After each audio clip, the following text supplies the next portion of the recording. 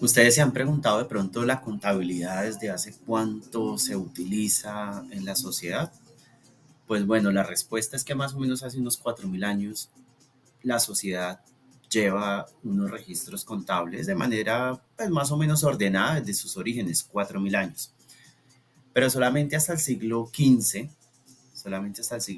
un señor Luca Pacioli, que lo vemos ahí en una imagen que les puse del señor, era un monje, matemático, italiano, siglo XV, se inventó unas reglas de juego, unas reglas para doble registro. Esas reglas de doble registro se llama la partida doble. Y esa partida doble, pues como estudiantes de contaduría, estamos arrancando esta carrera, lo primero que nosotros tenemos que entender es que el método en el cual se soporta la contabilidad es la partida doble. Y básicamente la partida doble implica, como ya les decía, unas reglas de doble registro porque existe una causa, un efecto, un origen de los recursos, una utilización de esos recursos, o a veces aumentan los recursos, pero también se disminuyen. En términos muy prácticos, usted va y compra una mercancía, usted compra unos tenis, usted entrega unos recursos y a usted de vuelta le están entregando ese inventario, esos tenis. En todas las operaciones que usted haga, por mínimas que sean, o de las grandes compañías, encontramos esa dualidad: causa-efecto, origen-destino, utilización, aumento, disminución.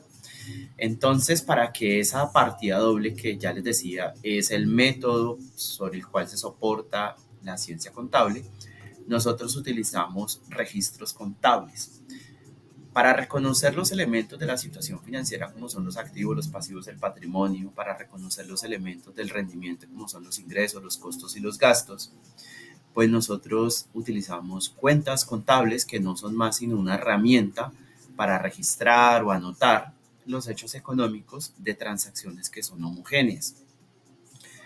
El ejemplo básico: yo puedo estar haciéndole mantenimiento de equipos, mantenimiento a los equipos de una empresa, yo puedo estar haciéndole mantenimiento a los camiones de la empresa, a las máquinas, a los ascensores, etcétera.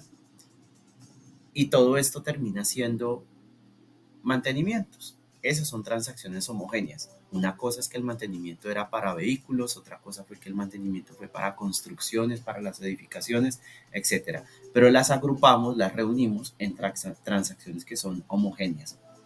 Yo cuando aprendí esto, yo pensaba esto como en la teoría de los conjuntos que le enseñan a uno en la matemática básica en el colegio. Entonces se separa por conjuntos: los servicios públicos a un lado, los gastos de mantenimiento al otro, los gastos de nómina en otro lado, los gastos por honorarios agrupados de otra manera, los costos de producción agrupados de otra manera. Entonces son transacciones homogéneas. Esas cuentas contables pues deben tener unos códigos que utilizamos. Esos códigos nacen, pues aquí en Colombia, digamos, nosotros hemos utilizado códigos desde hace muchísimo tiempo, pero digamos de una manera muy formal los utilizamos desde el decreto 2650 del año 1993. Ese decreto 2650 de por allá del año 1993 nos entregó el famoso PUC, o Plan Único de Cuentas, que era el plan de comerciantes. Pero hay que aclarar, y siempre hay que repetirlo, que el Consejo Técnico de la Contaduría Pública, que es una entidad normalizadora de la profesión contable, se le ha preguntado varias veces desde la entrada de las NIF, gente muy preocupada por los catálogos de cuentas, y el Consejo Técnico de una manera muy sencilla, digamos en resumen, ha dicho: no son camisa de fuerza. Los planes de cuentas no son camisas de fuerza, son una guía para poder capturar información cuando la digitamos o la procesamos o la registramos en el software de contabilidad. Esos catálogos de cuentas tienen unas estructuras: uno para activos, dos para pasivos, tres para patrimonio, cuatro para ingresos, cinco para gastos, seis para costos. Cuando son dos dígitos hablamos del grupo contable. Cuando hablamos de cuatro dígitos ya estamos hablando de cuenta. Cuando estamos hablando de seis dígitos estamos hablando de la cuenta subcuenta, y más en adelante 8 dígitos nosotros llamamos cuentas auxiliares. Entonces tenemos la clase, que es un dígito, dos numeritos, dos dígitos será el grupo, clase, grupo, 4 dígitos será cuenta, como pueden ver ustedes acá, 1110 activo, pertenece al activo y la cuenta se llama bancos, que corresponde al efectivo que está consignado en entidades bancarias. Esa estructura del plan de cuentas que ya les había contado, que no es camisa de fuerza, vuelvo e insisto, hoy en día tiene unas dinámicas. Para que lleguemos a esa partida doble que nos hablaba el señor Luca Pacioli en el siglo XV, pues esas reglas básicamente es que existe en esa dualidad, digamos, vamos a utilizar dos columnas. Yo utilizo aquí una barra, vean aquí en el centro aparece una barrita, una balanza, perdón, que está equilibrada. Las que están a la derecha y a la izquierda no están balanceadas, están desequilibradas. Pero para que esta regla funcione y esta balanza esté equilibrada, pues básicamente vamos a utilizar dos lados de la operación y a esos dos lados de la operación, como todo en la vida, hay que ponerle nombres. Entonces, la primera columna, y se pueden llamar, se van a llamar en estas parejitas. Se puede llamar debe y haber. O yo también lo puedo llamar el débito y el crédito. O se pueden llamar cargos o abonos.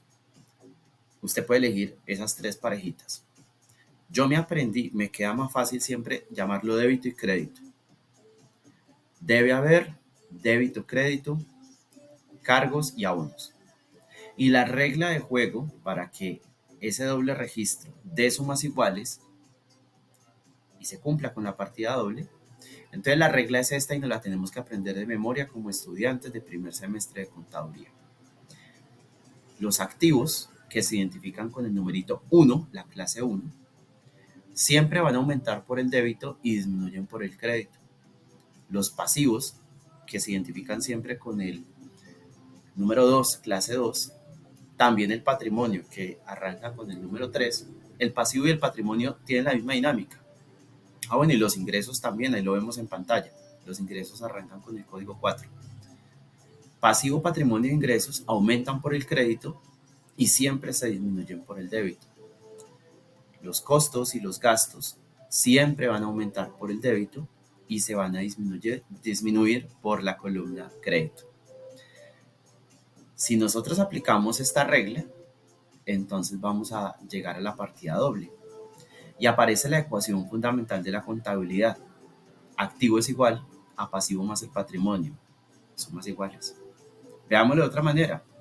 El patrimonio es igual al activo menos el pasivo. El pasivo es igual al activo menos el patrimonio.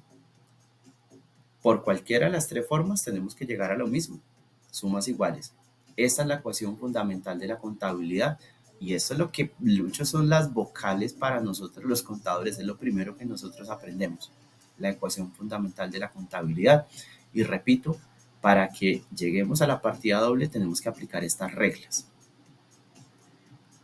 Un ejemplo, si me ingresa dinero a mi cuenta bancaria, la cuenta bancaria es parte de los activos. ¿Lo voy a debitar o acreditar? Debitar, porque los activos aumentan por el débito. Pero si fuera lo opuesto, yo estoy sacando dinero de mi cuenta, estoy acreditando más bien, se debitó cuando ingresó una consignación a mi cuenta bancaria, que es una cuenta del activo.